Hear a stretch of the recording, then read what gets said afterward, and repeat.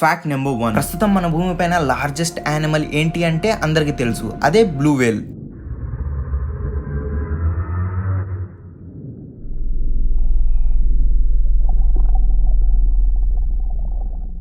And మనం పాస్ట్లో చూసుకున్నట్లయితే డైనోసార్స్ ఉండేవి అండ్ అవి 65 మిలియన్ ఇయర్స్ బ్యాకే ఎక్స్టింక్ట్ అయిపోయాయి, అంటే అంతరించిపోయాయి. అండ్ ఇందులో ఫ్యాక్ట్ ఏంటి అంటే ఫిబ్రవరి 13, 2020 నదరన్ సౌత్ అమెరికాలోని కొలంబియాలో ఒక టర్టిల్ యొక్క ఫాజిల్స్ అనేవి దొరికాయి. అండ్ ఆ ఫాజిల్స్ ఈ ఫోటోలో చూపిస్తున్న విధంగా ఉన్నాయి. సైంటిస్టులు ఆ ఫాజిల్స్ సైజ్ ని చూసి చెప్తుంది ఏంటంటే ఆ టర్టిల్ అనేది దాదాపు 13 అడుగులు పొడవు అండ్ 1.25 టన్స్ బరువు అనేది ఉండేదంట, అంటే ఒక కార్ అంత సైజ్ అనమాట. అండ్ సైంటిస్టులు కార్బన్ డేటింగ్ ప్రాసెస్ ని యూజ్ చేసి దాని ఏజ్ అనేది కనుక్కున్నారు అండ్ అది 10 మిలియన్ ఇయర్స్ క్రితం నాటిదని తెలిసింది.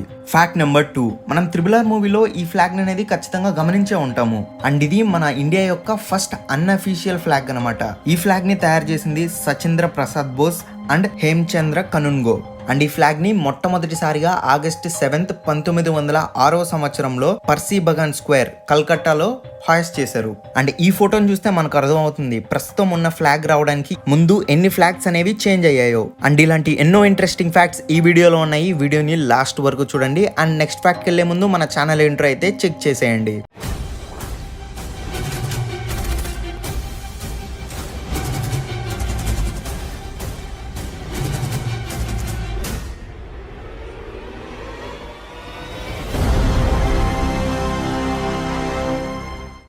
Fact number 3, the cocaine treatment. ప్రస్తుతం మనకిప్పుడు తెలుసు ఈ కొకైన్ డ్రగ్ ని యూజ్ చేయడం అనేది ఎంత ఇల్లీగలో అండ్ ఎన్ని ప్రాబ్లమ్స్ అనేది దీనివల్ల ఫేస్ చేస్తారో. బట్ సుమారు 100 సంవత్సరాల క్రితం ఈ కొకైన్ ని చాలా ఓపెన్ గా వాడేవారు, అంటే అందరూ వాడే ఒక జనరల్ మెడిసిన్ లాగా. అండ్ ఇప్పుడు ప్రెసెంట్ దాన్ని వాడట్లేదా అంటే కొంతమంది లోకల్ అనెస్థీషియన్స్ ఇప్పటికి కూడా కొకైన్ ని కొన్ని లిమిటేషన్స్ తో వాళ్ళ సర్జరీస్ లో యూజ్ చేస్తున్నారు. కానీ అప్పట్లో ఎక్కువగా దీన్ని టూత్ ఏక్ అంటే పంటి నొప్పికి మెడిసిన్ గా వాడేవారు. అండ్ దీన్ని చిన్న పిల్లలకు కూడా ఇచ్చేసేవాళ్ళు. అండ్ మెడికల్ షాప్స్ లో ఏ ప్రిస్క్రిప్షన్ లేకపోయినా ఈ కొకైన్ ని మెడిసిన్ గా ఇచ్చేసేవారు. అండ్ ఇది పూర్తిగా లీగల్ గా జరిగేది. ఫ్యాక్ట్ నెంబర్ 4, దుబాయ్ అనేది 1961 లో ఏ విధంగా ఉండేది అండ్ ప్రెసెంట్ ఇప్పుడు ఎలా ఉందో ఒక చిన్న కంపారిజన్ అనేది చేద్దాం. అండ్ దుబాయ్ ఇంతగా డెవలప్ అవడానికి ఏ ఫ్యాక్టర్స్ అండ్ ఏవి హెల్ప్ అయ్యాయో కూడా చూద్దాం. అది 1960వ సంవత్సరం. దుబాయ్ అనేది ఒక చిన్న ఫిషింగ్ విలేజ్ గా ఉండేది అండ్ ఒక ట్రేడింగ్ పోర్ట్ గా అది వ్యవహరించేది. అండ్ దుబాయ్ పాపులేషన్ మొత్తం కలిపి అప్పుడు 34,000 మాత్రమే. అండ్ ఇప్పుడు దుబాయ్ యొక్క టోటల్ పాపులేషన్ ఎంతో తెలుసా? అది దాదాపు 33 లక్షలు. ఇప్పుడు దుబాయ్ స్కై స్క్రాపర్స్ కి అంటే పెద్ద పెద్ద బిల్డింగ్స్ కి అండ్ ఇన్ఫ్రాస్ట్రక్చర్ కి ఎంత ఫేమస్, అప్పట్లో కూడా దుబాయ్ కి ఒక పెద్ద స్కై స్క్రాపర్ అనేది ఉండేది. దాని పేరు అల్ ఫహీదీ ఫోర్ట్ అండ్ అది దాదాపు 75 అడుగులు ఉండేది. ఇప్పుడున్న బుర్జ్ ఖలీఫా హైట్ తో దాన్ని కంపేర్ చేస్తే అది దాదాపు 36 టైమ్స్ చిన్నగా ఉండేది. 1961వ సంవత్సరం వరకు కూడా దుబాయ్లో ఎలక్ట్రిసిటీ అనేది ఉండేది కాదు. కానీ మన ఇండియాలో 1879వ సంవత్సరంలోనే ఎలక్ట్రిసిటీ అనేది ఇంట్రడ్యూస్ అయిపోయింది. అండ్ దుబాయ్లో షేక్స్ ఉంటారు కదా, అంటే కింగ్స్ రూల్ చేసే వాళ్ళు, వాళ్ళకి కూడా ఈ ఎలక్ట్రిసిటీ అనేది అందుబాటులో ఉండేది కాదు. అండ్ 1961వ సంవత్సరం నుంచే వాళ్ళకి అక్కడ ఎలక్ట్రిసిటీ అనేది అందుబాటులో ఉండడం జరిగింది. అండ్ ఆ ఇయర్లోనే వాళ్ళకి మొట్టమొదటి టెలిఫోన్ కూడా ఇంట్రడ్యూస్ అయింది అక్కడ. అండ్ ఆ టైంలో వాళ్ళు యాజ్ యూజువల్గా మెయిన్ ట్రాన్స్పోర్టేషన్స్కి క్యామెల్స్నే వాడేవాళ్ళు. అండ్ దీంట్లో ఒక ఇంట్రెస్టింగ్ ఫ్యాక్ట్ ఉంది. అదేంటంటే యునైటెడ్ అరబ్ ఎమిరేట్స్కి క్యాపిటల్ సిటీ అయిన అబుదాబిలో ఇయర్ 1966లో ఆ అబుదాబి మొత్తం కలిపితే ఎన్ని కార్స్ ఉన్నాయో తెలుసా? అవి 30 కార్లు మాత్రమే. 1966వ సంవత్సరం వరకు కూడా ఆ గల్ఫ్ కంట్రీస్కి తన ఓన్ మనీ అనేది ఉండేది కాదు. 1959వ సంవత్సరం నుంచి 1966వ సంవత్సరం వరకు కూడా మన ఇండియా ఆర్బీఐ ఇష్యూ చేసిన గల్ఫ్ రూపీనే వాళ్ళు వాడేవాళ్ళు. అండ్ 1973వ సంవత్సరంలో ఇప్పుడున్న దిర్హం అనేది వచ్చింది. 1960వ సంవత్సరం వరకు కూడా అక్కడ ఒక్క ఇంటర్నేషనల్ ఎయిర్పోర్ట్ అనేది కూడా లేదు. అప్పటి రూలింగ్ లో ఉన్న షేక్ రషీద్ బిన్ సాహిద్ అల్ ముక్దమ్ 1959లో ఆర్డర్ చేశాడు మనకి ఒక ఇంటర్నేషనల్ ఎయిర్పోర్ట్ కావాలని. అండ్ అది 1960వ సంవత్సరంలో కంప్లీట్ అయింది.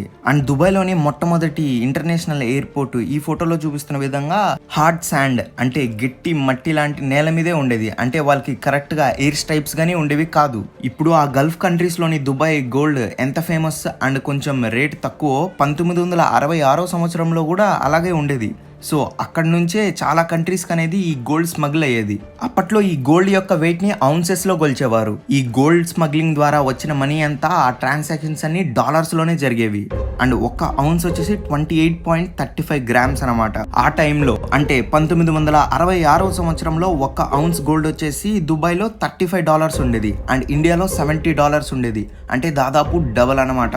అండ్ అదే 1966 సంవత్సరంలో దుబాయ్లో ఆయిల్ ఉందని కనిపెట్టారు. సో అప్పుడే ఇంటర్నేషనల్ కంపెనీస్ అన్ని దుబాయ్కి తరలి వెళ్ళడం మొదలైంది. అండ్ ఆ టైంలో వర్కర్స్ యొక్క డిమాండ్ కూడా ఎక్కువగా ఉండేది. అండ్ ఎక్కువగా అక్కడ వర్కర్స్ మన ఇండియన్సే ఉండేవాళ్ళు. అండ్ దుబాయ్కి ఈ ఆయిల్ వల్ల వచ్చిన ఇన్కమ్ తో అది world's largest man made harbour, Jebel Ali port and Dubai world centre ఇలా ఎన్నో కన్స్ట్రక్షన్స్ అనేది అది చేసి బయట కంట్రీ నుంచి ప్రజల్ని అండ్ కంపెనీస్ ని అది అట్రాక్ట్ చేసింది. ఇది ఒక విధంగా దుబాయ్ డెవలప్ అవడానికి చాలా హెల్ప్ అయింది. సో దీని ద్వారా 1966 సంవత్సరం నుంచి 1976 సంవత్సరం వరకు అంటే జస్ట్ 10 ఇయర్స్లోనే దుబాయ్ పాపులేషన్ అనేది 3 రెట్లు పెరిగింది. బట్ దుబాయ్ అనేది ఈ రేంజ్లో డెవలప్ అవడానికి ఇంకొక మెయిన్ రీజన్ అనేది ఉంది. అదేంటంటే 1985 సంవత్సరంలో మొట్టమొదటిసారిగా కట్టిన ఫ్రీ జోన్స్. అసలు ఫ్రీ జోన్స్ అంటే ఏంటో తెలుసుకుందాం. ఏదైనా గూడ్స్ ఇంపోర్ట్ అయ్యి ఆర్ స్టోర్ అయ్యి ఆర్ అక్కడే ఉండి మ్యానుఫ్యాక్చర్ అయినప్పుడు దానికి కొన్ని కస్టమ్ రెగ్యులేషన్స్ అనేవి ఉంటాయి. ఎందుకంటే అది బయట కంట్రీ యొక్క బిజినెస్ కాబట్టి. కానీ ఈ ఫ్రీ జోన్స్ లో ఏం జరుగుతుందంటే మెయిన్ గా 3 ప్రాఫిట్స్ అనేవి ఆ బిజినెస్ చేసే వాళ్ళకి ఉంటాయి. అదేంటంటే నెంబర్ 1 ట్యాక్స్ బ్రేక్స్, అంటే కట్టే ట్యాక్స్ అనేది తగ్గిస్తారు. Number 2 custom duty benefits. Number 3 లో రిస్ట్రిక్షన్స్. ఏదైనా ఒక కంపెనీ ఆర్ బిజినెస్ కి కావాల్సింది ఈ 3 కదా మెయిన్ గా. సో ఇవి ఆ ఫ్రీ జోన్స్ అనేవి ప్రొవైడ్ చేస్తాయి. అండ్ దుబాయ్ లో దాదాపు 30 ఫ్రీ జోన్స్ అనేవి ఉన్నాయి. And world's largest free zone కూడా దుబాయ్లోనే ఉంది. అండ్ దాని పేరు జఫ్జా. ఇది దాదాపు 52 స్క్వేర్ కిలోమీటర్స్ ఏరియాలో ఉంటుంది. వీటన్నిటి వల్ల దుబాయ్ గ్రోత్ రేట్ అనేది ఎంత ఉందో తెలుసా? అది దాదాపు 569%. Fact number 5. మన ఛానల్ యొక్క సబ్స్క్రైబర్ ఇన్స్టాలో ఒక క్వశ్చన్ అనేది అడిగారు. నీకున్నదే ఒక ఫాలోవర్ కదరా అంటే అది మెయిన్ మ్యాటర్లోకి వెళ్ళినట్లయితే సిద్ధు కృష్ణ గారు అడిగిన క్వశ్చన్ ఏంటంటే అతను ఒక ట్రీ గురించి విన్నారంట. అది డైరెక్ట్ డ్రింకబుల్ వాటర్ ని ఇస్తుందంట. అండ్ ఆ ట్రీ పేరు వచ్చేసరికి క్రొకోడైల్ బార్క్ ట్రీ. ఈ ట్రీస్ ని మనం ఎక్కువగా Nepal, Myanmar, Thailand, Cambodia, Vietnam and mostly ఇండియాలో కూడా చూడొచ్చు ఇలాంటి ట్రీస్ ని. ఇందులో మెయిన్ మ్యాజిక్ అంతా ఎక్కడ జరుగుతుందంటే దాని బార్క్ లో. మెయిన్ గా ప్లాంట్ కి వాటర్ ట్రాన్స్పోర్టేషన్ అనేది జైలం అండ్ ఫోలం లో జరుగుతుంది. అండ్ ఈ వాటర్ అంతా ప్లాంట్ కి వెళ్తుంది. బట్ ఈ ప్లాంట్ విషయంలో ఏం జరుగుతుందంటే ఇది ఆ వాటర్ ని బయట ఉన్న మాయిశ్చర్ అంటే తేమ నుంచి అండ్ రెయిన్ వాటర్ నుంచి గ్యాదర్ చేసుకొని ఈ బార్క్ నుంచి అసలు బయటికి వెళ్ళనివ్వదంట. అండ్ ఇది దాదాపు ఎక్కువగా డ్రై సీజన్స్ లోనే ఎక్కువ వాటర్ అనేది ఇస్తుంది. ఎందుకంటే ఆ టైంలోనే హ్యూమిడిటీ అంటే తేమ ఎక్కువగా ఉంటుంది కదా గాల్లో. ఈ ట్రీ బార్క్ ని ఒక్కసారి కట్ చేస్తే అది దాదాపు 1 లీటర్ వాటర్ ని ఇస్తుందంట. ఈ ట్రీస్ అనేవి అక్కడ ఉండే ట్రైబ్స్ కి చాలా హెల్ప్ఫుల్ గా ఉంటాయంట ఈ వాటర్ కోసం. Fact number 6. ఫిబ్రవరి 6, 2018 ఎలాన్ మస్క్ తన space X Falcon heavy rocket లో టెస్లా రోడ్స్టర్ కార్ని స్పేస్లోకి పంపించారు. అతను ఇలా చేయడానికి మెయిన్గా 2 రీజన్స్ అనేవి ఉన్నాయి. నెంబర్ 1 వచ్చేసరికి అవుటర్ స్పేస్లో ఏదో ఇంట్రెస్టింగ్గా జరుగుతుందని చెప్పడానికి అండ్ అందరికీ ఇంట్రెస్ట్ కలిగించడానికి ఈ space and extra other things మీద. అండ్ నెంబర్ 2 వచ్చేసరికి అతని కంపెనీ కూడా ప్రమోట్ అవుతుంది కదా. ఆ టెస్లా కారు స్పేస్లోకి వెళ్ళి దాదాపు 4 ఇయర్స్ అవుతుంది. అండ్ అది ఇప్పటి వరకు కూడా దాదాపు 377 మిలియన్ కిలోమీటర్స్ ట్రావెల్ చేసింది. ప్రెసెంట్ అది ఇప్పుడు మార్స్ కి చాలా దగ్గరలో ఉంది. ఆ కారులో ఒక డమ్మీ డ్రైవర్ కూడా ఉన్నాడు స్పేస్ ఎక్స్ స్పేస్ సూట్ వేసుకొని. అండ్ అతని పేరు స్టార్ మ్యాన్. ఈ కార్ యొక్క లైవ్ ట్రాకింగ్ ని మనం వేరీ స్టార్ మ్యాన్ అనే వెబ్సైట్ లో చూడొచ్చు. అండ్ ఆ క్యాల్కులేషన్స్ నెంబర్స్ అన్ని కూడా మనం చూస్తుండగానే మారుతూ ఉంటాయి. అండ్ అది చూడడానికి చాలా బాగుంటుంది. కావాలంటే నేను దాని లింక్ ని డిస్క్రిప్షన్ ఆర్ కామెంట్ లో పిన్ చేస్తాను, ఒకసారి చెక్ చేయండి. అండ్ టెస్లా గురించి ఎలాగో వచ్చింది కాబట్టి మనం ఇప్పుడు నికోలస్ టెస్లా చేసిన ఫ్యూచర్ ప్రిడిక్షన్స్ గురించి చూద్దాం. ఫ్రెండ్స్, ఈ వీడియోని మీరు ఇంకా లైక్ చేయకపోయినట్లయితే ప్లీజ్ వెంటనే ఈ వీడియోని లైక్ చేయండి అండ్ మన ఛానల్ని సబ్స్క్రైబ్ అయితే చేయండి. ఇలాంటి మరిన్ని ఇంట్రెస్టింగ్ వీడియోస్తో మీ ముందుకు వస్తాను. మీరు చేసే ప్రతి ఒక్క లైక్ అండ్ సబ్స్క్రైబ్ నాకు చాలా హెల్ప్ఫుల్గా ఉంటుంది. Number 1 wifi, wireless fidelity. అతను telephone and inter data transfer అంతా కూడా వైర్లెస్గానే జరుగుతుందని ఎప్పుడో ప్రిడిక్ట్ చేశాడు. అండ్ అది 1990లో www.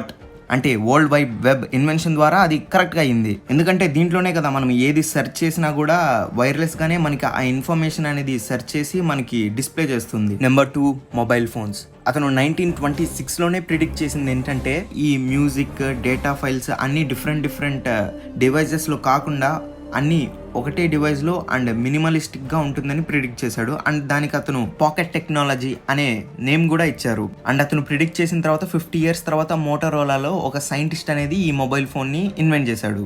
Number 3 drones.